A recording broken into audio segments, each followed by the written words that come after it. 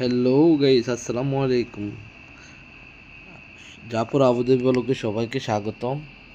আজকে আমরা কোরবানির মাংস রান্না করব, তার প্রসেসগুলো আমরা দেখাবো। আসলে আমরা এত অভিজ্ঞতা না রান্না করার জন্য, তারপরে চেষ্টা করব সবাইকে দেখানোর জন্য আমরা কীভাবে রান্না করি। যতটুকু পারি, যতটুকু সম্ভব হয় ততটুকু দেখাবো। আগে আমরা মাংসগুলো ধুয়ে নেওয়ার পর দিই।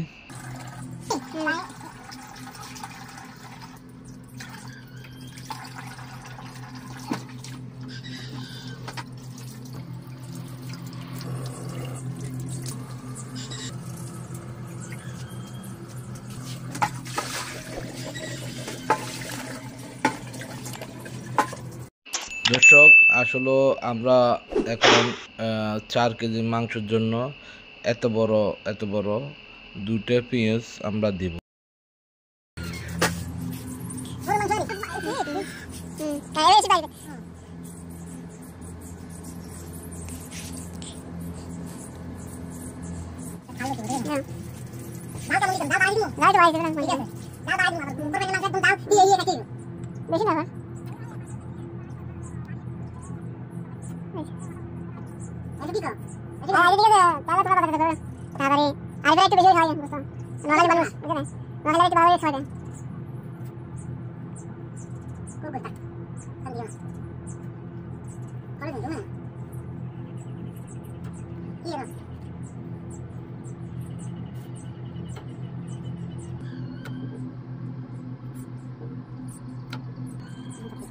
lo deve secondo me bistia bastia bistia devo algo di chiedere devo tenere devo lasciare devo non guardare devo di chiedere dai di delivery devo dammi delivery che dice delivery perché alla parte del doctor di dare devo vedere e adesso di cosa sta dando così devo non guardare di dare mani ya করে devo fare devo non dare de dare de de de era ascolta fatto tampa no vedi era na fa ane adesso tutto fatto ba adige dai allora so da con la via এখন আমাদের 100 দিন আমরা এর কথা বলি আমরা বলি মানে বলি না আমরা তার কথা বলি আমরা সবাই চলে যাই কোনটা এই এই এর মধ্যে আমরা আমরা এক কথা না এক সিনে না আদর লাস্ট কথা কথা দিস তো দেই বাবা দাদা আছে দিয়ে কথা ইয়ারা দিদি কথা বলা কানে দিদি দিদি দিদি কথা বলা ইয়ারা শুনে কেছে ইয়া বুঝতে এখন অনেক টাইস আছে পয়সা ছাড়া এখন কি ফাই আটা দিদি মত তাকে দি এর মধ্যে আটা দিদি করে দাও কেন দিছে তারপরে দিদি দিয়া তোমার একটা মতন কাটা মরি সবকিছু রেডি করা হয়েছে, সাথে লেবু দিব, শুকনো লেবু। হ্যাঁ